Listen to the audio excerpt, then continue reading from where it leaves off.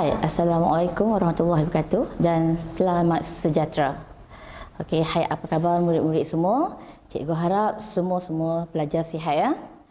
Okey, hari ini kita akan bersama dalam segmen teknik menjawab soalan SPM bagi mata pelajaran Prinsip Perakaunan. Okey, jadi cikgu perkenalkan diri. Cikgu adalah Cikgu Nur Anissa dari SMK Taman Perwira. Okey, bersama rakan cikgu ialah Cikgu Nur Azira daripada SMK Penanti. Okey, jadi cikgu harap semua pelajar dah bersedia ya. Assalamualaikum dan salam sejahtera. Hari ini kita akan belajar bagaimana untuk menjawab soalan belanjawan tunai dalam modul 3 iaitu perakaunan untuk kawalan dalaman. Okey, soalan ini selalu ditanya di dalam SPM. So, cikgu harap kamu semua bersedia. Okey, apakah yang dimaksudkan dengan belanjawan tunai? Okey, belanjawan tunai bermaksud anggaran penerimaan dan pembayaran tunai perniagaan bagi suatu tempoh. Okey, dalam sesebuah perniagaan, kita ada tunai yang perlu kita terima dan juga kita bayar. Okey, so belanjawan tunai ni dia lebih fokus kepada anggaran untuk perniagaan kita. Selain daripada itu, belanjawan tunai juga berkeupayaan untuk melihat tunai pada masa hadapan sama ada perniagaan mempunyai lebihan tunai atau kurangan tunai. Ini amatlah penting bagi sesebuah perniagaan. Okey, bagaimana kita nak buat? First sekali, kita mestilah mengetahui format belanjawan tunai. Okey, belanjawan tunai bagi 3 bulan berakhir 31 Disember 2020. Okey, format yang pertama. Okey, mestilah ada A iaitu mestilah ada baki BB ataupun baki awal. Seterusnya penerimaan. Di dalam penerimaan mestilah ada semua penerimaan tunai yang kita perolehi ataupun perniagaan perolehi. Contohnya adalah seperti jualan tunai, komisen diterima. Seterusnya B iaitu jumlah penerimaan. Okey, seterusnya pembayaran. Okey, dalam sebuah perniagaan ada banyak pembayaran yang perlu dilaksanakan oleh perniagaan. Contohnya adalah seperti belian. Apabila kita membuat belian, itu adalah pembayaran bagi sesebuah perniagaan. Seterusnya, akaun belum bayar. Seterusnya, mesin fotostat. Jika perniagaan membeli aset bukan semasa secara tunai. Okey, gaji kepada pekerja, kadar bayaran. Okey, C adalah jumlah pembayaran. Okey, D adalah lebihan ataupun kurangan. Bagaimanakah kita untuk mendapatkan lebihan ataupun kurangan? Itu adalah kita perlu mengambil jumlah penerimaan dan ditolakkan dengan jumlah pembayaran. Okey, jika kita dapat hasilnya positif, itu adalah lebihan. Jika dapat hasil tolak tersebut negatif, itu adalah kurangan. Okey, seterusnya baki HB ataupun baki akhir. Iaitu untuk memperoleh baki akhir, kita perlu ambil A iaitu butir. Okey, butir baki awal mestilah ditambah dengan butir di D iaitu baki HB. So jumlah itu kita akan peroleh adalah E dan kita akan membawa jumlah baki HB akan dibawa ke atas iaitu ke baki BB untuk bulan seterusnya. Okey, saya harap semua faham melihat format tersebut. Okey, contoh yang cikgu ambil untuk soalan untuk perbincangan kita pada pagi ini adalah soalan SPM 2019. Okey, cikgu akan baca dulu soalan tersebut.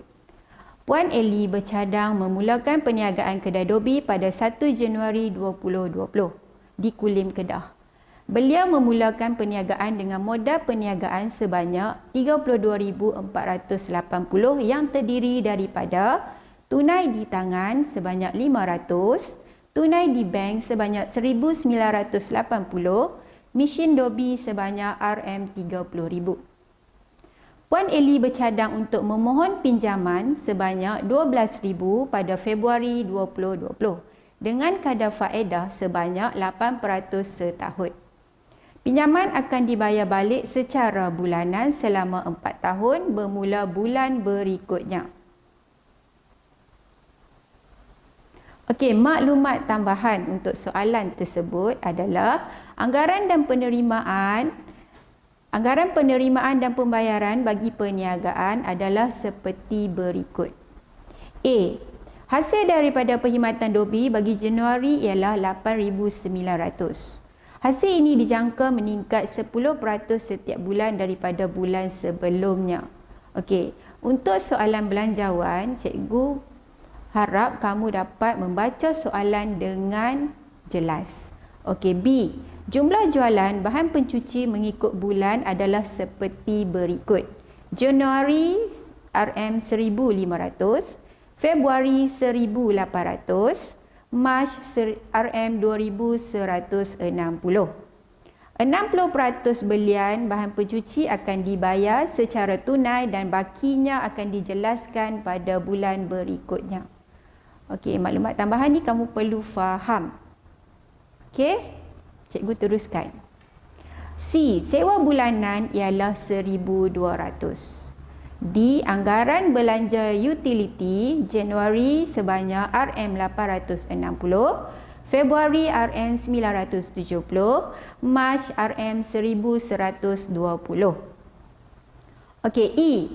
Perniagaan merancang untuk membeli 5 unit alat pengering dan 2 unit mesin Dobi dengan kos keseluruhan berjumlah RM40,000 pada bulan Mac. Bayaran pendahuluan sebanyak 60% akan dibuat dan baki dijelaskan sepenuhnya pada bulan berikutnya. Okey, itu adalah soalan untuk segmen kita pada hari ini. Okey, anda dikehendaki menyediakan belanjawan tunai bagi pihak Puan Eli. Belanjawan tunai bagi 3 bulan berakhir 31 Mac 2020. Okey, bila soalan menyatakan belanjawan tunai kita berakhir pada 31 Mac 2020, Mac adalah bulan yang terakhir. So kita mula 3 bulan yang terakhir, kita akan bermula pada Januari, Februari dan Mac. Okey? Okey kelas? Okey. Okey, kita tengok jawapan. Okey, cikgu akan pergi satu demi satu jawapan soalan dan cikgu akan catatkan masuk ke dalam belanjawan tunai supaya kamu lebih jelas. Okey, kita tengok dulu maklumat yang pertama. Puan Eli bercadang untuk menjalankan kedai Dobi pada 1 Januari 2020 dengan modal permulaan 32,480 yang terdiri daripada tunai di bank 1,980, tunai di tangan 5,000, mesin Dobi 30,000. Okey, tips yang pertama kat sini, kita perlulah ambil jumlah tunai di tangan dan tunai di bank sahaja. Okey, sebagai modal. Okey, mesin Dobi kita tak perlu ambil sebagai modal sebab dia adalah aset bukan semasa. Ingat nak pelajar, belanjawan tunai kita hanya ambil butir yang melibatkan tunai. Okey, kalau mesin Dobi tidak melibatkan tunai. Okey? Okey, so jumlah modal kita kat sini kita tambah jumlah tunai di tangan dan juga tunai di bank. Jumlahnya adalah 2,480. Okey, modal itu adalah penerimaan. Okey, kita tengok slide yang seterusnya. Okey, ini jawapan bila kita catat masuk dalam belanjawan tunai mesti ada tajuk lah. Okey, belanjawan tunai kita mesti ada tajuk. Belanjawan tunai bagi 3 bulan berakhir 31 Mac 2020. Januari, Februari, Mac. Okey, baki BBA kita tak ada lagi baki BB untuk Januari sebab kita baru memulakan perniagaan. Okey, seterusnya penerimaan modal kita masukkan iaitu sebanyak 2,480. Okey, pelajar, cikgu harap kamu faham. Okey, seterusnya.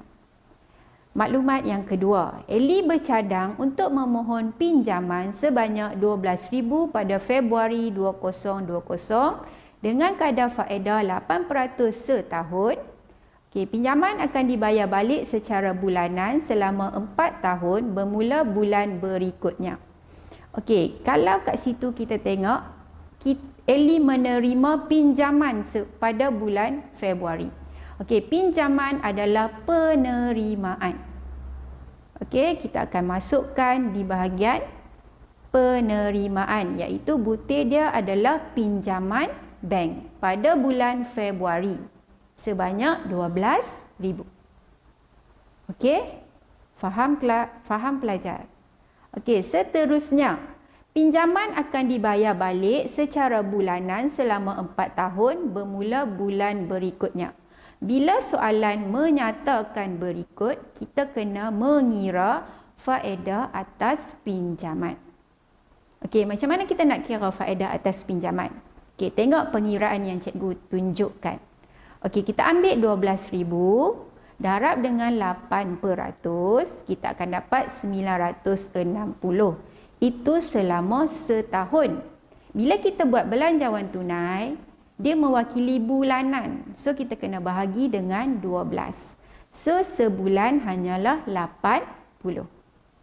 Okey, itu adalah faedah atas pinjaman. Ingat pelajar, bila kita buat pinjaman, dua benda yang kita perlu bayar apabila kita nak buat pembayaran.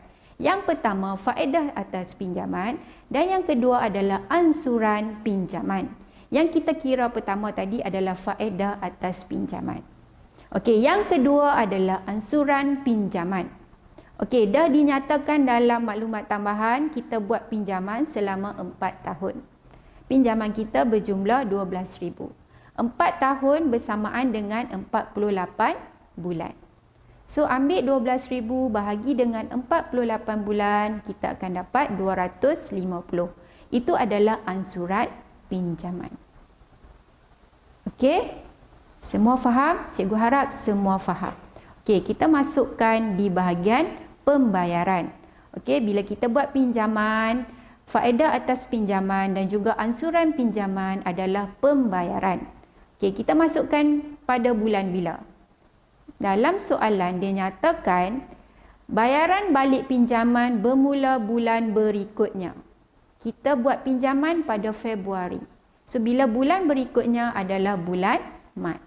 So, kita kena masukkan pada bulan Mac. Faedah atas pinjaman RM80, ansuran pinjaman RM250. Okey, cikgu harap semua faham. Okey, kalau kamu tak faham, kamu boleh rujuk balik pengiraan yang cikgu tunjukkan. Okey, seterusnya, maklumat yang seterusnya. Anggaran penerimaan dan pembayaran bagi perniagaan adalah seperti yang berikut. A. Hasil daripada perkhidmatan Dobi bagi Januari adalah 8,900. Bila soalan sebut hasil perkhidmatan itu adalah penerimaan kita. Bila kita buat jualan Dobi, kita tak ada jualan. Sebab Dobi kita tak menjual barang. Okey, Dobi kita memberi perkhidmatan. So, bila soalan cakap hasil daripada perkhidmatan, so itu adalah kita punya jualan. Okey, hasil perkhidmatan Dobi kita. Okey, hasil ini dijangka meningkat 10% setiap bulan daripada bulan sebelumnya. Okey, bulan yang pertama kita dapat hasil perkhidmatan Dobi adalah sebanyak 8,900. Okey, kita masukkan ke dalam penerimaan iaitu perkhidmatan Dobi. Okey, untuk Januari 8,900. Okey, kamu tengok dekat slide. Okey, seterusnya hasil ini dijangka meningkat 10% setiap bulan daripada bulan sebelumnya. Okey, kita tengok pengiraan. Okey, Januari kekal 8,900. Februari kita ambil 8,900, kita darab dengan 10%, kamu akan dapat 890. Okey, seterusnya kamu tambah dengan hasil perkhidmatan Dobi pada Januari iaitu 8,900. So, kamu akan dapat RM 9,790. Itu adalah hasil perkhidmatan Dobi pada bulan Februari. Okey, kamu tengok Okey, kita masukkan dekat perkhidmatan Dobi pada Februari 9,790. Okey, seterusnya kita kira untuk bulan Mac. Okey, ambil bulan Mac iaitu 9,000 dia akan meningkat. Februari akan meningkat 10% pada bulan Mac. Okey, 9,790 darab dengan 10%, kamu akan dapat 979. Kita akan tambah dengan hasil pada bulan Februari iaitu 9,790. Kamu akan dapat 10,769. Dan kamu kena masukkan dalam hasil perkhidmatan dobi pada bulan Mac. Okey, ada soal. Cikgu harap kamu faham. Okey, seterusnya. Okey, dia akan ada dalam belanjawan tunai macam ni lah. Kita akan catat macam ni. Okey, seterusnya. Jumlah belian bahan pencuci mengikut bulan adalah seperti berikut. Okey, bila cakap jumlah belian, bila soalan menyatakan jumlah belian bahan pencuci mengikut bulan adalah seperti berikut. Belian, cikgu dah cakap dalam format tadi, adalah pembayaran. Bila kita beli, kita kena bayar. Okey, Januari adalah sebanyak 1,500. Februari adalah sebanyak 1,800, Mac adalah sebanyak 2,160. Okey, itu dalam soalan nyata kan. Kamu kena baca soalan bagi habis macam cikgu cakap. Okey, tengok maklumat yang dia beri di bawah. 60% belian bahan pencuci akan dibayar secara tunai. Okey, 60% saja kita akan bayar secara tunai dan bakinya akan dijelaskan pada bulan berikutnya. Maksudnya kita beli secara hutang.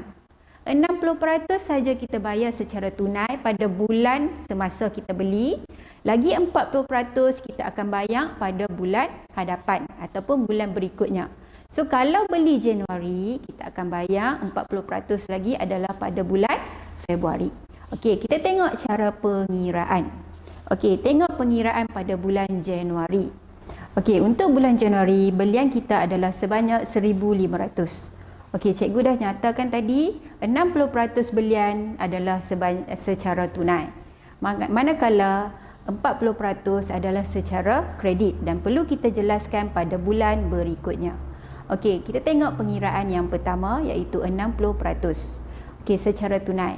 Okey, 1,500 kita darab dengan 60%, kita akan dapat 900. Itu kita akan masukkan pada bulan Januari. Okey, kita tengok dekat kita catat di belanjawan tunai. Okey, kita tengok bahagian pembayaran belian tunai. Pada Januari adalah sebanyak RM900. Okey, seterusnya. Okey, manakala pengiraan untuk belian secara kredit adalah sebanyak 40%. Okey, 1,500 darab 40%, kita akan dapat 600. Okey, ini akan masuk ke dalam bulan berikutnya iaitu bulan Februari. Okey, kita tengok dekat belanjawan tunai. Okey, untuk butir hutang ataupun beli secara kredit, kita kena letak sebagai akaun belum bayar. Okey, kita akan masukkan 600 di bulan Februari. Okey, seterusnya. Okey, selesai pengiraan untuk bulan Januari. Okey, seterusnya kita tengok pengiraan untuk bulan Februari. Okey, untuk bulan Februari kita ada membuat belian sebanyak 1,800. Macam cikgu cakap tadi, kamu kena pecahkan kepada dua bahagian iaitu 60 secara tunai, 40 secara kredit. Okey, kita ambil 1,800 darab dengan 60%, kita akan dapat RM1,080. Ini kita akan masukkan pada bulan Februari. Manakala 40% lagi adalah secara kredit. Okey, kita kira 1,800 darab dengan 40%, kita akan dapat 720. Ini kita akan masuk pada bulan berikutnya iaitu bulan Mac. Okey, seterusnya pengiraan untuk bulan Mac. Okey, kita ada buat belian iaitu sebanyak 2,160. Okey, pecahkan kepada dua juga, 60% dan juga 40%. 2,160 darab dengan 60%, kamu akan dapat 1,296. Kita akan masuk pada bulan Mac. Manakala 40% secara kredit, kita akan dapat 2,160 darab dengan 40%, kita akan dapat 864. Kita akan masukkan pada bulan April. Tetapi, okey, kita tengok macam mana kita catatkan ke dalam belanjawan tunai.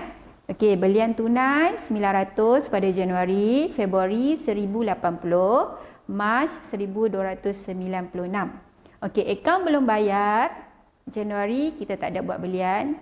Okey, Februari kita catat bulan seterusnya tu iaitu 600, manakala Mac 720. Okey, cikgu cakap tadi 40% pada bulan Mac tu kita dapat 864, kita catat pada bulan April. Okey, tapi kat sini kita punya belanjawan tunai hanyalah berakhir pada 31 Mac. So April kita abaikan. Okey, kalau dia soalan suruh menyediakan sampai bulan April, kamu kena catat sampai bulan April. Okey, cikgu harap kamu faham pengiraan ni. Ini cara yang paling mudah dan faham. Okey, seterusnya. Sewa bulanan adalah sebanyak 1,200. Okey, bila dalam soalan dia menyatakan sewa bulanan. Bila bulanan maksud dia kamu kena bayar setiap bulan. Okey, so sewa mesti kita bayar setiap bulan. Okey, kamu tengok dalam macam mana kita catat dalam belanjawan tunai. Sewa 1,200 kita akan masuk di setiap bulan. Bermula Januari 1,200, Februari 1,200, Mac 1,200. Okey, seterusnya. Anggaran belanja utility. Okey, belanja utility ni banyak termasuk kadar bayaran, belanja internet, belanja Astro. Okey, itu kita panggil, kita rangkumkan, kita akan panggil dia adalah belanja utility. Okey, Januari adalah sebanyak 860, Februari sebanyak 970, Mac sebanyak 1,120. Itu kita akan masukkan di bahagian pembayaran, iaitu butirnya adalah belanja utility. Okey, cikgu harap kamu faham. Ini mudah, ambil daripada soalan dan masukkan saja ke dalam belanjawan tunai. Okey, seterusnya. Perniagaan merancang untuk membeli 5 unit alat pengering dan 2 unit mesin dobi dengan kos keseluruhannya berjumlah RM40,000 pada bulan Mac. Okey, baca soalan elok-elok. Okey, kita merancang untuk membeli aset bukan semasa pada bulan Mac berjumlah RM40,000. Bayaran pendahuluan sebanyak 60% akan dibuat dan bakinya dijelaskan sepenuhnya pada bulan berikutnya. Maksudnya adalah kita hanya bayar bayaran pendahuluan sebanyak 60% pada bulan Mac. Baki tu kita akan jelaskan pada bulan berikutnya. Belanjawan tunai kita hanya sampai bulan Mac. So baki tu kita abaikan. Kita hanya kira 60% daripada jumlah keseluruhan. Okey, macam mana pengiraan dia? Okey, kamu tengok kat bawah tu. Alat pengering dan mesin dobi sama dengan 40,000 darab dengan 60%. So kamu akan dapat 24,000. So kamu akan masukkan bila kita buat belian, itu adalah belian aset bukan semasa secara tunai, itu adalah pembayaran. So butir dia alat pengering dan mesin dobi. Kita beli pada bulan Mac. So kita masukkan di lajur bulan Mac, iaitu sebanyak 24,000. Okey, pelajar, kita dah mencatat semua urus niaga masuk ke dalam belanjawan tunai. Okey, tetapi kamu tidak menyelesaikan sepenuhnya lagi. Okey, kamu kena menutup belanjawan tunai supaya kamu mendapat markah penuh semasa menjawab soalan SPM. Okey, ini sangat penting. Cikgu harap kamu bagi tumpuan yang penuh macam mana cara untuk menutup belanjawan tunai. Okey, kita dah mencatat bahagian penerimaan, kita dah mencatat bahagian pembayaran. Okey, pertama sekali kamu kena mengira jumlah penerimaan, iaitu B tu. Nampak? Jumlah penerimaan. Kamu tambah semua penerimaan pada bulan Januari. Okey, kita ada modal, kita ada perkhidmatan dobi. So jumlah penerimaan adalah sebanyak 11,380. Okey, kemudian kamu kena mengira jumlah pembayaran. Okey, kamu kena kira jumlah pembayaran pada bulan Januari sahaja. Okey, jumlah pembayaran pada bulan Januari adalah sebanyak 2,960. Okey, seterusnya untuk mendapat lebihan atau kurangan, kamu perlu mengambil jumlah penerimaan tolak dengan jumlah pembayaran. Jika angka positif itu adalah lebihan. Jika angka negatif itu adalah kurangan. Okey, kalau kita tengok kat sini pada bulan Januari kita dapat positif iaitu 8,420. Okey, itu adalah lebihan. Seterusnya nak mencari baki HB. Okey, ataupun baki akhir. Okey, sepatutnya baki akhir iaitu jumlah lebihan kita perlu tambah dengan baki awal. Tetapi dalam soalan ni kita baru memulakan perniagaan. Kita belum ada baki awal ataupun baki BB. So kamu bawa saja lebihan tu turun sebagai baki HB. Okey, selesai untuk bulan Januari. Okey, untuk baki BB pada bulan Februari, kamu perlu ambil baki HB pada bulan Januari dibawakan kepada bulan Februari. Okey, tengok kat atas tu nak A ya. Baki BB ataupun baki awal. Okey, kita bawa daripada baki HB Januari kita bawa ke Februari iaitu 8,420. Okey, sama juga kaedah dia, kita cari jumlah penerimaan untuk bulan Februari, kita cari jumlah pembayaran untuk bulan Februari, kita ambil jumlah penerimaan tolak jumlah pembayaran, kamu akan dapat lebihan ataupun kurangan. Okey, lebihan atau kurangan untuk bulan Februari adalah sebanyak 17,940. Okey, macam mana nak dapatkan baki HB untuk bulan Februari? So, cikgu dah cakap tadi kan, kita kena tambah lebihan, tambahkan dengan baki awal bulan Februari. So, kamu tambah, kamu akan dapat jumlah baki akhirnya adalah sebanyak 26,360. Okey, itu baki akhir bulan Februari dan akan menjadi baki awal pada bulan Mac. Okey, bawa ke atas. Okey, baki awal bulan Mac adalah sebanyak 26,360. Okey, jumlah penerimaan untuk Mac adalah sebanyak 10,769. Okey, jumlah pembayaran pada bulan Mac adalah sebanyak 28,666. Untuk mendapat lebihan dan kurangan, macam cikgu dah terang pada sebelum ni, ambil jumlah penerimaan, tolak jumlah pembayaran, kamu akan dapat, okey, kat sini kita dapat kurangan. Macam mana kita nak tahu kurangan? Bila dia kita dapat negatif, okey, iaitu 17,897. Bila negatif, kamu kena kurungkan. Kenapa cikgu suruh kamu kurungkan? Sebab lebih kurangan tu kamu kena tambah dengan baki awal. Bila kamu tak kurungkan, kamu akan menambah. So angka baki akhir dia akan jadi salah. So bila kamu kurungkan, kamu tahu jumlah tu kamu kena tolak.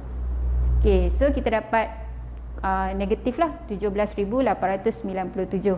So kita ambil kurungkan negatif 17,850 tambah dengan 26,360. So kamu dapat baki akhir untuk Mac adalah sebanyak 8,463. Okey, macam mana pelajar? Cikgu harap kamu faham. Assalamualaikum dan salam sejahtera. Hai murid-murid semua. Hari ini kita akan belajar bagaimana untuk menjawab soalan prinsip perikanan bagi modul rekod tak lengkap. Okey, seperti yang kamu sedia maklum, dalam modul ini rekod tak lengkap terdiri daripada dua kaedah. Okey, iaitu kaedah analisis dan juga kaedah perbandingan. Okey, berdasarkan analisis yang SPM yang cikgu lihat, setakat ini daripada tahun 2010 sehingga tahun ini masih belum lagi soalan yang bertajuk rekod tak lengkap kaedah analisis belum lagi keluar dalam SPM. Okey, oleh itu hanyalah tahun ini cikgu ramal sahaja. Okey, kemungkinan soalan rekod tak lengkap kaedah analisis mungkin keluar. Okey, itu hanyalah ramalan. Okey, apapun kita kena buat preparation lah. Okey, jadi kita mulakan teknik menjawab soalan SPM bagi modul rekod tak lengkap. Okey, di sini cikgu akan terangkan tentang tajuk rekod tak lengkap kaedah analisis. Okey ya. sebelum tu cikgu akan briefing sikit tentang teknik-teknik menjawab. Okey. Yang pertama, kamu perlu baca soalan dan arahan dengan teliti. Okey. Seterusnya, kenal pasti jenis soalan dan kaedah yang diperlukan. Okey. Kemudian, kamu perlu gunakan kertas yang sesuai seperti ledger, jurnal dan buku tunai. Jika soalan menghendaki kamu sediakan akaun berbentuk T, kamu mesti pilih kertas ledger. Okey, dan sekiranya memerlukan kehendak soalan memerlukan kamu buka jurnal, kamu mesti menggunakan kertas jurnal sahaja. Okey, seterusnya. Okey, buat jalan kerja berdasarkan maklumat yang diberi. Okey. Ingat rumus dan format. Okey, dan seterusnya pastikan menjawab dalam masa yang ditetapkan. Jangan terlalu fokus untuk dapat imbang sehingga kamu abaikan masa untuk menjawab soalan yang seterusnya. Okey ya. Ingat, itu adalah teknik menjawab. Pastikan kamu ingat dan pastikan kamu tenang semasa menjawab SPM. Okey, kita pergi kepada slide seterusnya. Okey, kamu tengok rekod perniagaan tidak lengkap berlaku adalah atas sebab-sebab tertentu. Okey, yang pertama, sebab pertama, tidak mengamalkan sistem bergu, okey, iaitu sistem debit. Kita ada debit dan kredit. Kemudian catatan urus niaga yang tidak dibuat langsung, okey, mungkin tertinggal catat, okey, terlupa catat. Okey, seterusnya dokumen sumber perniagaan tidak disimpan secara sistematik. Okey. Rekod-rekod perakaunan yang musnah atau hilang mungkin akibat kebakaran, okey, ataupun mungkin disebabkan banjir. Okey ya. Cikgu harap kamu faham di sini. Seterusnya kita tengok contoh soalan. Okey ya, berdasarkan soalan ni cikgu ambil daripada koleksi percubaan SPM bagi tahun 2020. Okey, sekarang kita tengok contoh soalan.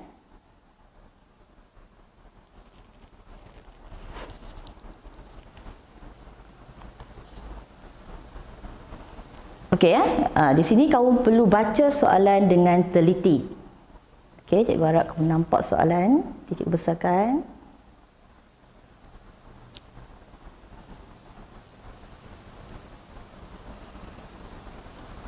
Okey. Baca soalan dengan teliti. Baca arahan. Yang pertama, maklumat di bawah ini diambil daripada buku perniagaan Manaf. Beliau menghadapi masalah untuk menyediakan penyata kewangan kerana tidak menyimpan rekod perikaunannya dengan lengkap. Berikut ialah maklumat daripada buku perniagaan. Okey, dia beri maklumat seperti baki awal dan baki akhir. Okey, kamu boleh tengok baki awal dia 1 April 2019 dan baki akhir ialah 31 Mac 2020. Di sini kita boleh nampak tempoh perakaunan dia bermula 1 April 2019 hingga 31 Mac 2020, iaitu setahun. Okey. Okey, berdasarkan maklumat yang diberi, kamu nampak diberi lengkapan. Okey, dia ada baki awal dan baki akhir dia 7920, tak sama. Jadi di situ kamu kena fikir kenapa tak sama. Seterusnya kenderaan, inventory, akaun belum terima, bank tunai, akaun belum bayar, sewa berbayar, komisen belum terima, kadar bayaran belum bayar. Okey, seterusnya kita tengok lagi soalan di bawah ni. Okey, dia beri petikan jurnal penerimaan tunai dan jurnal pembayaran tunai. Okey, kamu kena ingat satu perkara. Soalan rekod tak lengkap ni dia datang dengan pelbagai bentuk. Okey, kadang-kadang dia keluar dalam bentuk akaun tunai dan juga akaun bank. Okey, kadang-kadang kita boleh nampak daripada jurnal penerimaan tunai dan jurnal pembayaran tunai. Okey, kita tengok yang maklumat yang atas tadi. Okey, sekarang ni kamu kena tengok bahagian kenapa dia ada tanda soal. Okey, dia ada tanda soal di bahagian kenderaan. Okey, lepas tu dia ada tanda soal di bahagian bank. Okey. Kemudian kamu tengok dia ada tanda soal di bahagian tunai. Okey. Seterusnya kamu tengok ada item sewa prabayar, dia ada baki awal dan baki akhir. Di sini kamu perlu buat jalan kerja nanti. Okey, kamu kena fikir sewa prabayar ni adalah item pelarasan untuk aset semasa ataupun liability semasa. Kamu mesti hafal dah, siap-siap, okey, item pelarasan ni. Okey, kemudian kita ada item komisen belum terima, ada awal dan akhir, dan juga kita ada kadar bayaran belum bayar. Okey, ingat kadar bayaran belum bayar ni dia hanya bagi baki akhir sahaja. Okey, next kamu tengok maklumat seterusnya, dia bagi dalam bentuk jurnal penerimaan tunai. Okey, dalam jurnal penerimaan tunai, kamu mesti hafal dan faham format dia. Okey, yang pertama, tunai diberi dalam kolom tunai seperti akaun belum terima, kita terima tunai. Okey, kemudian kamu perlu hitungkan jumlah tunai. Okey, kemudian hitungkan jumlah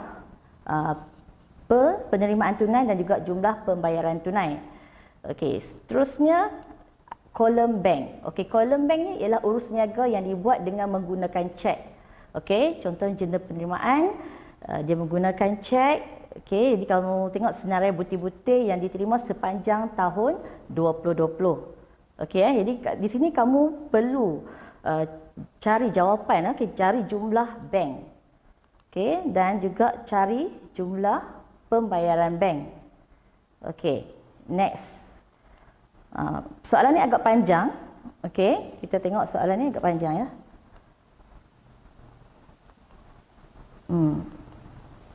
Okey, seterusnya kamu tengok maklumat tambahan yang diberi. Okey, maklumat tambahan yang diberi ialah urus niaga berikut telah berlaku sepanjang tahun berakhir 31 Mac 2020. Okey, antara item yang terdapat dalam maklumat tambahan ni adalah hutang lapuk, diskaun diberi, diskaun terima, pulangan masuk dan pulangan keluar. Okey, apa tugas kamu? Kamu perlu pastikan dan kenal pasti item ni nak masuk di mana. Okey, jadi item ni kita akan masukkan ke dalam akaun kawalan. Selepas sudah pastikan masuk dalam akaun kawalan, kamu kena pastikan dia akaun kawalan belum terima ataupun belum bayar. Okey, baca maklumat tambahan yang kedua. Okey, maklumat tambahan kedua di sini, Encik Manaf telah mengambil barang niaga bernilai RM315 sebulan untuk kegunaan keluarga. Okey, maksudnya di sini kamu kena pasti ambil apa. Okey, sekarang dia ambil barang dan juga untuk siapa. Di sini mengatakan untuk kegunaan keluarga. Okey, dan dia bagi nilai RM315 sebulan. Okey. Jadi di sini apa yang kamu kena buat, 315 sebulan adalah hanya untuk sebulan. Jadi kamu perlu kira untuk setahun. Jadi untuk ambilan barang niaga kamu perlu kali dengan 12. Okey, seterusnya untuk pelarasan ni, ambilan barang niaga untuk kegunaan keluarga kita mesti debit apa, kredit apa. Kamu kena fikir. Okey. Okey, seterusnya kamu tengok maklumat yang ketiga, diberi sebuah kenderaan kegunaan sendiri. Okey, dibawa masuk ke dalam perniagaan pada 1 Ogos 2019. Okey, kamu tengok situ. Maksud dia pada Ogos 2019 peniaga membawa masuk kenderaan sebagai modal. Okey, jika ada perkataan dibawa masuk ke dalam perniagaan, okey, yang peribadi dibawa masuk ke dalam perniagaan kita panggil modal tambahan. Okey, jadi kita akan hitunglah berapa modal yang diperlukan.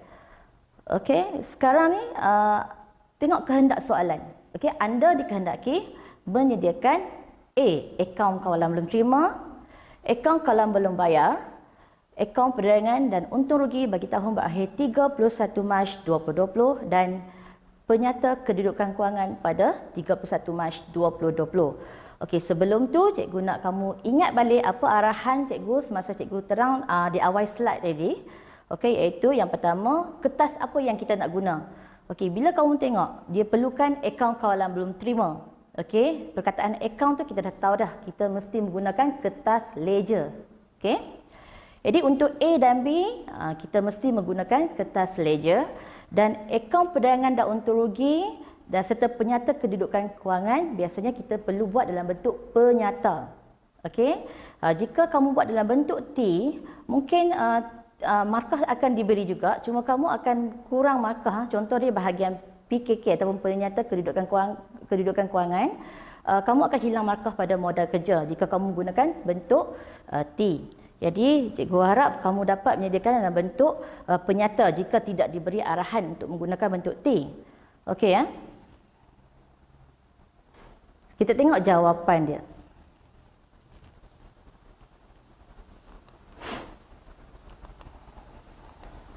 Okey, jawapan 3A. Kita perlu sediakan akaun kawalan belum terima. Okey, cikgu harap kamu hafal format. Okey, akaun kawalan belum terima. Yang pertama, mesti ingat format debit apa, kredit apa. Okey, akaun kawalan belum terima ialah akaun belum terima. Jadi baki awal dia mesti duduk di debit kerana dia adalah aset semasa. Okey, jadi kita tengok mula-mula jangan lupa ya, mesti letak baki BB. Ini ramai pelajar kadang-kadang terlupa, excited menjawab. Okey, kemudian letak terus pergi kepada item maklumat. Jadi ingat ini pesanan cikgu, letak baki awal terdahulu. Okey, baki awal kita ambil daripada soalan, maklumat daripada soalan tadi. Okey, seterusnya kita tengok apa lagi maklumat yang dalam soalan tadi. Okey, maklumat yang kita perolehi daripada maklumat tambahan, kita letak pada tarikh Mac 31. Ingat, tarikh penting sebab kita tengok ramai pelajar dia hanya excited untuk isi butir tapi tarikh dia selalu terlupa. Okey, next. Okey, tunai. Tunai kita rujuk jurnal penerimaan tunai. Okey, yang butir ABT tu. Okey, tunai yang kita terima ialah 6860. Okey, seterusnya kita rujuk, kita terima daripada ABT dengan cek. Okey, maksud dia kita ambil refer column bank. Okey, kita terima sebanyak 11,300. Okey, seterusnya maklumat yang ada ialah hutang lapuk. Okey, hutang lapuk 1820, diskaun diberi 780. Okey, pulangan masuk. Pulangan masuk, ingat pulangan masuk sama dengan pulangan jualan. Jadi jika soalan tulis pulangan masuk, kamu tulis juga pulangan masuk. Okey, kenal pasti jangan confuse, jangan keliru. Pulangan masuk tu apa, pulangan keluar tu apa. Sebab di sini part ni ramai pelajar yang confuse. Okey, seterusnya diberi baki akhir. Okey, diberi baki akhir 3640. Okey, sekiranya diberi baki akhir, tugas kamu apa yang perlu kamu buat ialah cari jualan kredit. Okey, ingat kamu perlu cari jualan kredit. Macam mana nak cari? Okey, yang pertama kamu tengok jumlah, kamu jumlahkan di bahagian kredit. Okey, kita jumlahkan bahagian kredit dapat 26960. Kemudian kita tolak di bahagian debit iaitu baki BB 3860. Okey, jadi kita dapat jawapan jualan kredit ialah 23,100. Okey, itu saja cara mudah kan pelajar? Cikgu harap kamu semua dapat buat dengan baik. Okey, ini jumlah dia. Okey, dan jangan lupa bukan setakat ni saja. Okey, kamu mesti pindahkan ataupun turunkan baki akhir HB daripada HB ke bawah iaitu pada tahun akan datang. Okey. Okay, itu pada tahun 2021 baki awal dia kita turun 3640. Okey, bahagian ni ramai juga pelajar yang careless ataupun cuai mungkin sebab nak cepat jawab jadi mereka tak tulis baki BB. Okey, ramai pelajar hilang markah di sini. Okey, ingat cikgu nak pesan baki HB selepas tulis HB mesti turun ke baki BB untuk next untuk tahun hadapan. Jadi ini yang membantu kamu untuk mendapat markah. Okey. Cikgu harap kamu faham setakat ini akaun kawalan belum terima. Okey, seterusnya kita tengok akaun kawalan belum bayar untuk jawapan 3B. Okey, kamu tengok. Yang pertama hafal format. Ingat rumus. Okey. Kawalan belum bayar. Okey, akaun belum bayar ni merupakan liability semasa. Okey, jadi kita mesti letak format dia di baki awal dia di bahagian kredit. Okey, jangan lupa baki awal kita rujuk daripada soalan baki awal 3660. Kemudian kita ambil maklumat tambahan. Okey, rujuk maklumat tambahan. Okey, apa maklumat tambahan yang ada yang berkaitan? Okey, yang pertama bank. Bank ni kita rujuk daripada jurnal pembayaran tunai. Okey, iaitu dia hanya menggunakan ataupun kita hanya membayar menggunakan cek. Jadi perlu letak bank. Okey, jika ada item yang kita menggunakan tunai, kita mesti masukkan bukti tunai. Okey, tapi hanya dalam jurnal pembayaran ni hanya melibatkan butir bank sahajalah. Okey, seterusnya maklumat yang ada adalah diskaun diterima. Okey, diskaun diterima, jangan confuse dengan perkataan diskaun diterima dengan diskaun diberi. Okey, diskaun terima maksudnya kita terima diskaun daripada supplier ataupun ABB. Okey. Maklumat seterusnya ialah pulangan keluar. Okey, di sini cikgu sebut tadi pulangan keluar. Okey, pulangan keluar ni ialah pulangan belian. Okey, jadi kita tulis pulangan keluar. Okey, seterusnya dah tak ada apa-apa maklumat, kita masukkan baki akhir. Okey, baki akhir diberi. Okey, ingat jika baki akhir diberi, tugas kamu ialah mencari belian kredit. Okey, macam mana kita nak tengok belian kredit? Okey, jumlahkan bahagian debit semua. Okey, jumlahkan bahagian debit, kamu akan dapat 19775. Okey, kemudian kamu tolak dengan bahagian kredit baki awal 3660 dan kamu akan dapat jumlah belian kredit iaitu 16115. Okey, seterusnya kita jumlahkan dan apa pesanan cikgu tadi? Okey, kamu mesti turunkan baki akhir ke bawah, okey, iaitu baki menjadi baki awal untuk tahun 2020-2021 pada April 1. Okey, jangan lupa part ni ya. Okey, cikgu harap semua faham ya. Okey, slide seterusnya. Okey, ini adalah jawapan untuk soalan 3C di mana kamu dikehendaki untuk menyediakan akaun perdagangan. Okey, pastikan kamu tulis tajuk dengan betul. Jika kamu keliru, okey, kamu boleh rujuk balik kehendak soalan. Kamu ambil tajuk di dalam soalan, okey. Tapi tajuk nama perniagaan jangan lupa tulis, okey, perniagaan manaf. Okey, akaun perdagangan dan untung rugi bagi tahun berakhir 31 Mac 2020. Okey, jangan lupa di situ. Okey, sekarang ingat format balik. Okey, ingat format akaun perdagangan. Okey. Apakah item yang ada dalam akaun perdagangan? Yang pertama, item jualan di situ Item jualan. Okey. Bagaimana kita nak dapat item jualan? Okey, berdasarkan tadi rekod yang kita buat. Okey, kita tengok item jualan. Macam mana kita dapat jualan? Maksudnya kita perlu hitung jumlah jualan dan belian. Jadi jualan tadi kita dapat daripada jualan tunai. Okey, jualan tunai ni kita rujuk jurnal penerimaan tunai. Okey, kemudian kita tambah dengan jualan kredit. Jualan kredit pula tadi kita rujuk daripada akaun belum terima. Okey.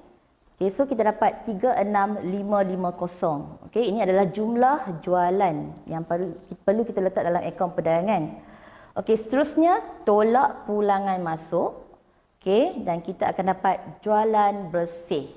Okey, di situ cikgu harap kamu faham setakat di atas tu ialah jualan bersih. Cikgu harap kamu dapat hitung dengan tepat. Okey, seterusnya kita tengok. Okey, kos jualan. Apa yang perlu, rumus yang perlu ada di bawah kos jualan? Yang pertama ialah inventory awal. Okey, inventory awal kita rujuk pada soalan, kita ambil pada awal pada 1 April 2019. Okey. Kemudian kita tengok letak kita rekodkan belian. Okey, macam mana kita dapat belian? Jadi kita tengok berdasarkan analisis Jadi tadi kita hitung jualan, sekarang kita hitung belian. Okey, belian kita dapat daripada belian tunai campur belian kredit. Okey, belian tunai kita refer ataupun kita rujuk jurnal pembayaran tunai. Okey. Kemudian untuk belian kredit kita rujuk daripada akaun kawalan yang kita dapat tadi. Okey, akaun kawalan belum bayar. Okey, kita hanya tambah belian tunai tambah belian kredit, kita dapat 19,795. Kemudian ada satu lagi item yang dalam maklumat tambahan iaitu kita perlu tolak 3780. Di mana datangnya 3780? So kamu kena fikir di mana item tu, kamu rujuk balik maklumat tambahan yang diberi. Okey, 3780 ni ialah maklumat yang kita ambil daripada ambilan barang niaga sebanyak RM315 sebulan. Okey, jadi pelarasannya kamu mesti debitkan ambilan serta kreditkan belian. Jadi kita perlu tolak di dalam belian. Okey, cikgu harap setakat ni kamu faham ke? Okey, cikgu harap kamu faham lah. Okey, kita tengok seterusnya. Okey, seterusnya ialah tolak pulangan keluar. Okey, tolak pulangan keluar ataupun pulangan belian. Kemudian kamu akan dapat belian bersih. Okey, seterusnya selepas kita dapat belian bersih, kita ambil inventory awal, kita tambah belian inventory awal tambah belian bersih, kita dapat kos barang untuk dijual. Okey, jangan guna singkatan KBDJ. Okey, kalau nak bercakap secara lisan tak apalah kita guna KBDJ, tapi kalau nak jawab dalam peperiksaan pastikan kamu tulis ayat penuh, jangan guna short form. Okey, kos barang dijual yang kita peroleh ialah 17,885. Okey, kemudian tolak inventory akhir. Okey, inventory akhir ni kita ambil daripada maklumat, okey, maklumat tambahan iaitu diberi, kita ambil daripada soalan yang diberi bahagian akhir iaitu inventory akhir 4650. Okey, kos barang untuk dijual, tolak inventory akhir, kamu akan dapat kos jualan. Okey, seterusnya kos jualan ni kita perlu ambil jualan bersih, okey, tolak dengan kos jualan. Okey, kamu kena tengok dulu, jika jualan bersih lebih banyak daripada kos jualan, so kamu akan dapat untung bersih. Kamu akan dapat untung kasar. Okey, kita tengok sekarang ni jualan bersih lebih banyak, okey. Jadi kita dapat untung kasar sebanyak 20755. Okey, kita pergi kepada kita sambung, sepatutnya disambung di bawah tapi cikgu guna slide, dia sambung next slide. Okey, kalau jawapan kamu dia mesti duduk, hasil mesti duduk di bawah untung kasar ya. Okey. Kita tengok slide seterusnya, maksudnya kita sambung di bawah untung kasar lah. Okey ya. Okey, kat sini dia beri rumus, ingat rumus dia. Okey, kita tambah hasil. Apa hasil yang kita ada? Okey, hasil yang kita peroleh ialah komisen diterima. Okey, jadi kamu perlu buat analisis hasil. Okey, analisis hasil.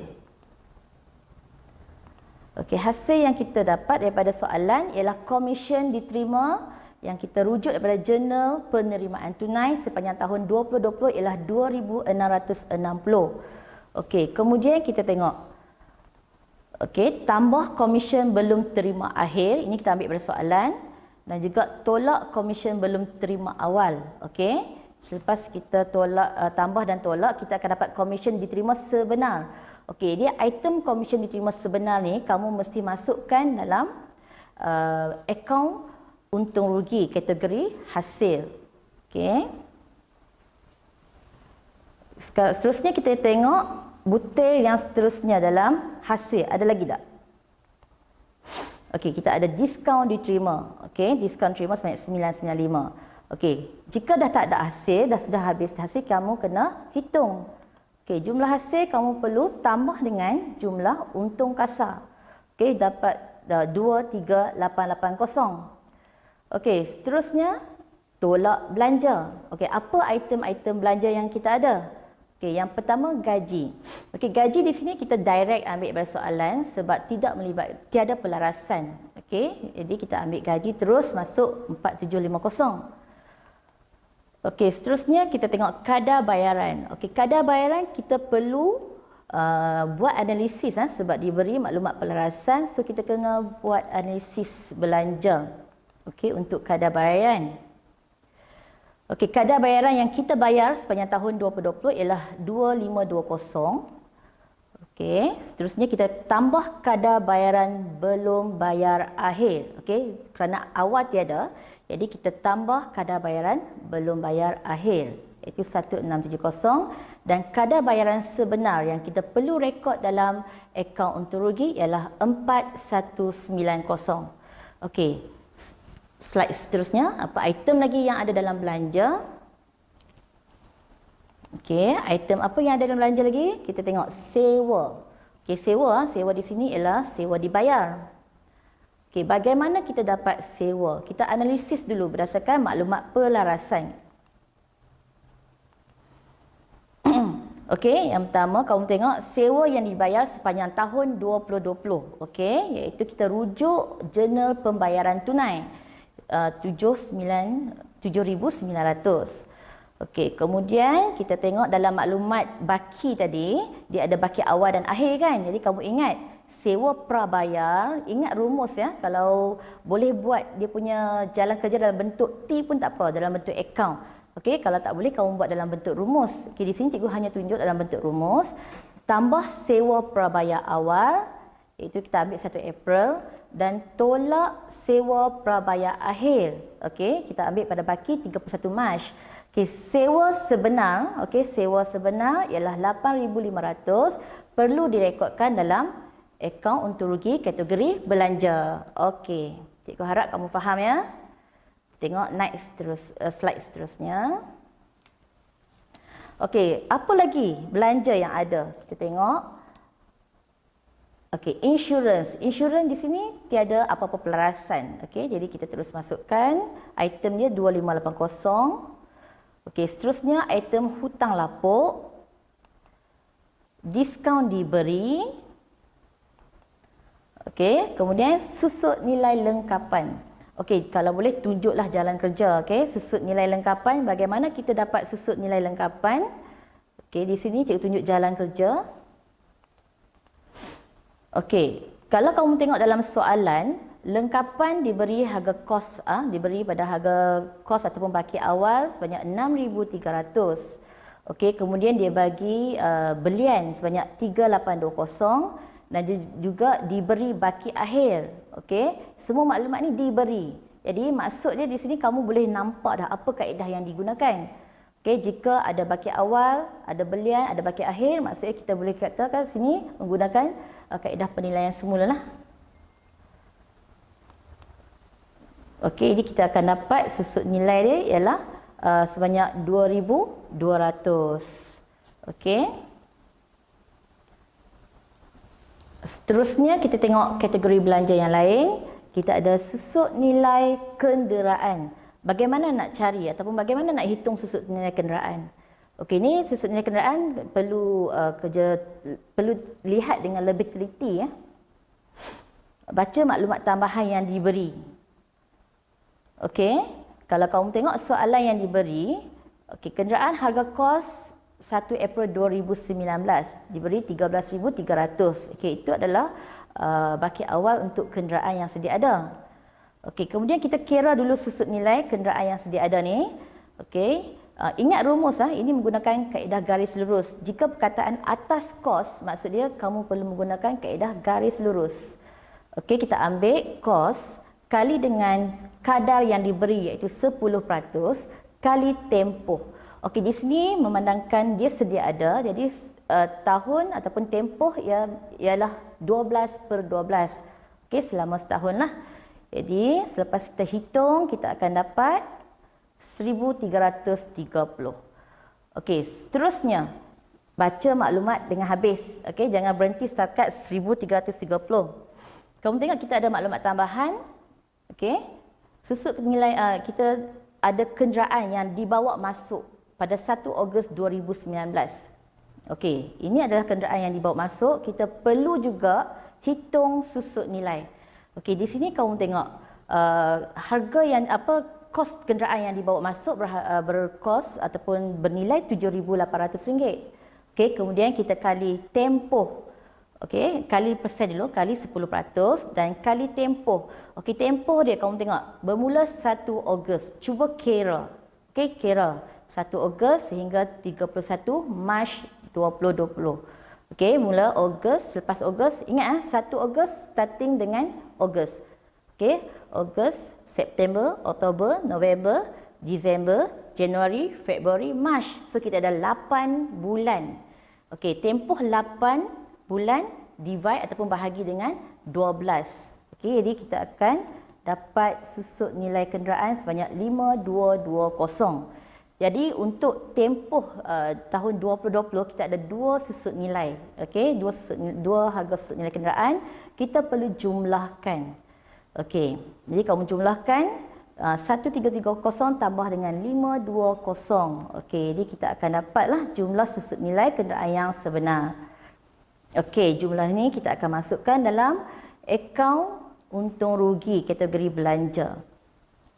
Okey, apa lagi item belanja yang ada dalam soalan? Kita tengok. Okey ya.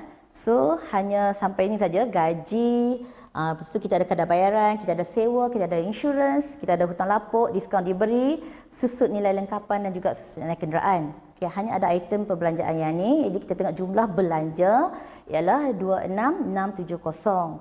Okay, seterusnya kamu perlu hitung untung atau rugi bersih. Sekarang kamu kena pastikan yang mana lebih banyak, hasil banyak ke belanja banyak. Okey, kalau kamu rujuk daripada jawapan ni, kita tengok belanja lebih banyak. Okey, belanja lebih banyak daripada hasil, maksud dia rugi bersih. Okey, rugi bersih, jadi kita dapat negatif lah 2790. Okey, cikgu harap akaun perdagangan dan untung rugi kamu dapat ingat format. Pastikan tiada butiran asing. Okey, butiran asing ni boleh menyebabkan jumlah yang kamu dapat daripada untung kasar ataupun rugi bersih menyebabkan kamu hilang markah. Kadang-kadang jika kamu letak tiada butiran asing walaupun kamu punya figure ataupun jumlah kamu salah, masih lagi bantu, masih lagi boleh membantu dapat markah di sini. Okey. Okey, cikgu harap semua faham ya setakat ni. Okey, seterusnya kita pergi kepada jawapan yang terakhir iaitu 3D. Okey, jawapan ni diperlukan kamu ingat format penyata kedudukan kewangan. Okey, tulis tajuk dengan betul ya. Jangan tulis bagi bulan berakhir ataupun bagi tahun berakhir. Kamu mesti tulis pada 31 Mac 2020. Okey, ingat format dengan betul. Okey. Masukkan kolom dalam kolom yang betul. Okey, untuk kolom kos susut nilai terkumpul, nilai buku ni dia hanya sesuai digunakan untuk aset bukan semasa. Okey, jadi kita tengok apakah item yang ada dalam aset bukan semasa. Okey, kita ambil, kita rujuk lengkapan. Okey, lengkapan tadi, ingat kelengkapan ni ialah kos yang sedia ada tambah dengan kita baru beli. Okey, lengkapan. Lepas tu tolak susut nilai terkumpul. Okey, susut nilai terkumpul tadi kita ambil daripada maklumat susut nilai yang kita kira tadi ya, 2200. Okey. Kos tolak susut nilai terkumpul dapat nilai buku. Okey, 7920. Okey, seterusnya kita tengok aset yang kedua iaitu kenderaan. Okey, kita ada kenderaan berjumlah 21,100. Okey, ini ialah kenderaan daripada yang sedia ada serta yang kita bawa masuk tadi kenderaan. Okey, kemudian susut nilai yang kita kira tadi ialah 1850, kemudian kita masukkan dalam susut nilai terkumpul. Okey, kemudian selepas tu kita ambil kos, tolak dengan susut nilai terkumpul, kita akan dapat nilai buku sebanyak 19250. Okey, selepas tu kamu bolehlah kira berapa jumlah aset bukan semasa. Okey, kita dapat 27170. Okey, next item. Okey, item seterusnya ialah aset semasa. Jadi pastikan kamu masukkan butiran yang betul jangan masukkan butiran asing. Okey. Jadi item yang ada ialah inventory akhir. Ingat inventory rujuk inventory akhir. Jangan ambil inventory awal. Ambil inventory akhir. Okey. Kemudian kita ada akaun belum terima. Okey, akaun belum terima ni kita rujuk daripada baki akhir yang kita dapat daripada maklumat soalan. Jika tiada dalam maklumat soalan, kita boleh rujuk daripada maklumat akaun kawalan belum terima ya, baki akhir.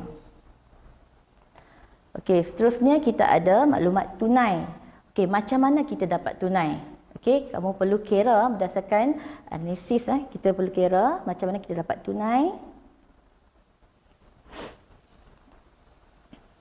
Okey, kamu tengok dalam soalan diberi jurnal penerimaan tunai. Okey, dan juga jurnal pembayaran tunai. Okey, kalau kamu rujuk maklumat yang pertama tadi, tunai tiada baki. Okey, tiada baki awal. Jadi kita terus tengok, kita kira dulu berapa jumlah penerimaan tunai. Lepas tu kita kira jumlah pembayaran, jumlah penerimaan Kita tengok dulu jumlah pembayaran tunai. Okey. So, kamu tengok baki awal tiada, jadi kita tambah penerimaan, tolak pembayaran tunai. Okey, dan kita dapat jumlah 12,670. Okey, tunai ni kita masukkan dalam aset semasa. Okey. Seterusnya kita tengok apa lagi aset semasa yang ada. Okey, kita ada sewa prabayar. Okey, sewa prabayar ialah maklumat yang kita ambil pada soalan. Rujuk maklumat iaitu baki akhir, ya. Rujuk sewa prabayar akhir sahaja. Okey. Seterusnya kita masuk komisen belum terima akhir. Okey, komisen belum terima akhir. Okey.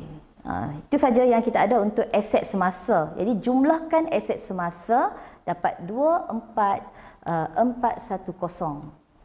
Okey, next ataupun seterusnya kita tolak liability semasa. Okey, apakah item yang ada dalam liability semasa? Yang pertama, kita tengok kita ada akaun belum bayar. Okey, akaun belum bayar ni kita rujuk daripada baki akhir, iaitu dalam soalan tadi 4050. Okey, seterusnya kita ambil pada soalan kadar bayaran belum bayar. Ini juga sama, ya, kita ambil pada baki akhir lah, kadar bayaran belum bayar. Okey, seterusnya kita tengok kita dapat ada item bank di sini, ya. Okey, kamu kena tengok kenapa bank tidak mulanya duduk di bahagian aset, tapi bila masuk dalam PKK dia sudah tukar ke bahagian liability semasa. Kenapa? So kamu tengok betul-betul cara pengiraan dia, bank. Okey, diberi maklumat jurnal. Kamu tengok dalam jurnal penerimaan tunai dan pembayaran tunai. Okey, kita tengok kolom bank sahaja. Okey, dalam kolom bank, jumlah penerimaan daripada bank jumlah dia 23960. Okey, seterusnya jumlah pembayaran kita dapat 2330. Okey, jadi dekat sini kamu boleh nampak sebelum tu kamu kena tambah dulu baki awal. Okey, bank diberi baki awal. So kita kena ambil baki awal, tambah penerimaan, tolak pembayaran. So kita akan dapat jumlah bank. Okey, kalau kamu hitung di sini, okey, kita nampak di sini pembayaran lebih daripada penerimaan. Jadi dia akan wujud overdraft bank. Sebab tu dia tak boleh jadi aset, ya, sebab dia sudah pembayaran melebihi penerimaan. Jadi kita wujudlah overdraft bank. Jadi overdraft bank ni perlu masuk di dalam liability semasa. Okey, so kita masukkan dalam liability semasa.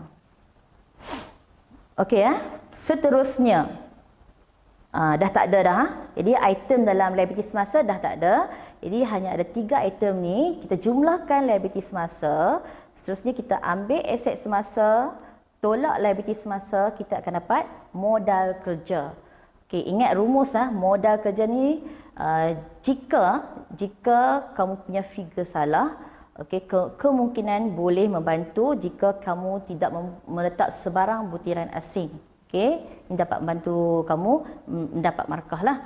Jadi pastikan cikgu ingatkan banyak kali, jangan letak butiran asing.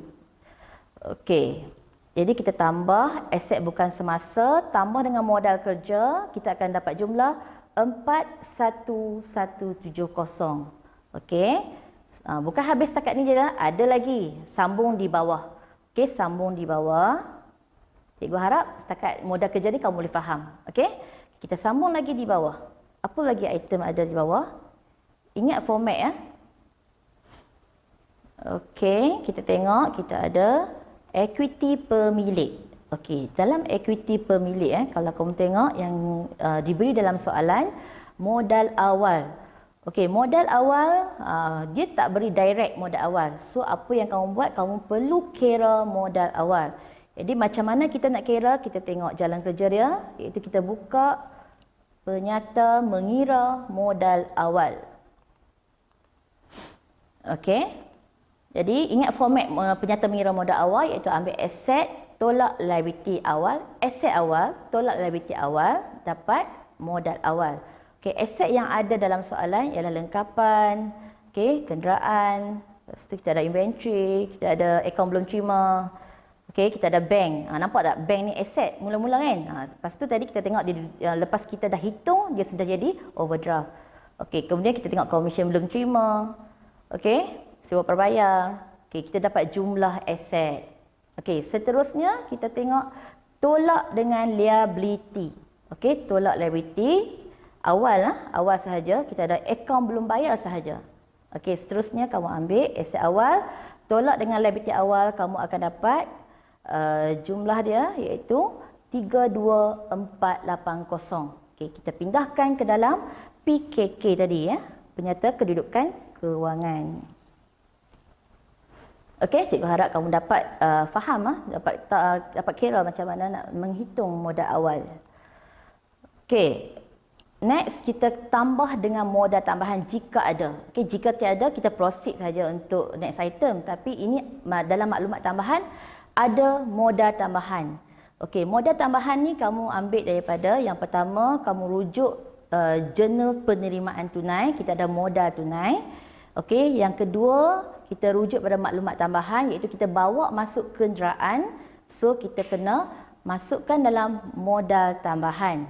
Okay. Jadi kita ada jumlah dia 17,800. Okey, jadi jumlah di sini selepas kita dapat jumlah modal tadi, kita kena tolak rugi bersih. Okey, di mana kamu dapat rugi bersih? Rugi bersih ni kamu mesti rujuk akaun perdagangan dan untung rugi tadi. Okey, kita dapat rugi bersih ya.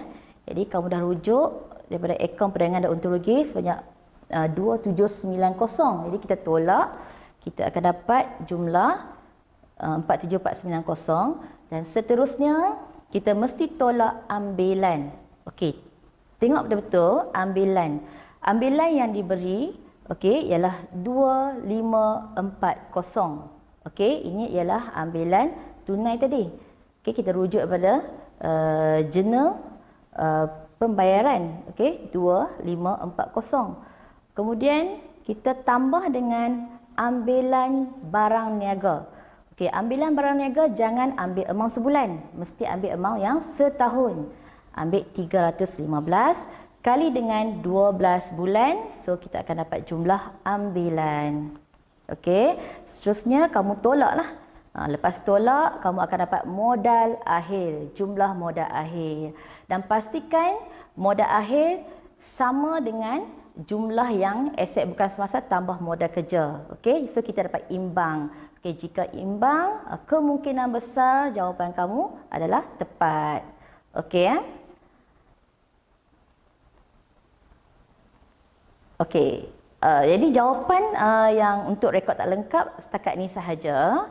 Okey, jadi setakat rasa cikgu harap kamu faham dengan cara-cara untuk membuka akaun-akaun yang berkaitan. Okey, dan cikgu harap kamu ingat balik format-format dengan betul. Okey, jangan panik. Itu pesanan cikgu. Semasa jawab peperiksaan, jangan panik. Okey, kita baca soalan teliti, kita jawab dengan tenang, bacalah doa apa yang patut sebelum jawab kan. Okey, jadi jika kamu macam panik, semua soalan kamu dah tak dapat jawab dan format kamu semua dah lupa, jadi cikgu harap kamu dapat jawab dengan tenang. Okey, so cikgu harap setakat ini sajalah sesi perkongsian cikgu bagi tajuk rekod tak lengkap untuk hari ini, dan cikgu harap kamu dapat menjawab soalan dengan baik dan dapat ingat formula-formula ataupun format yang penting. Okey, jadi kita berjumpa lagi di lain siaran. Terima kasih. Okey, sekian sahaja perkongsian kami tentang taklimat menjawab kertas peperiksaan prinsip perakaunan daripada cikgu Anissa dan juga daripada cikgu Azira. Okey, cikgu harap sesi perkongsian ini dapat memberi kamu manfaat dan juga cikgu harap kamu dapat menjawab soalan peperiksaan prinsip perakaunan dengan baik bagi SPM tahun 2020 tahun ini. Okey, sekian sahaja daripada kami. Terima kasih. Bye.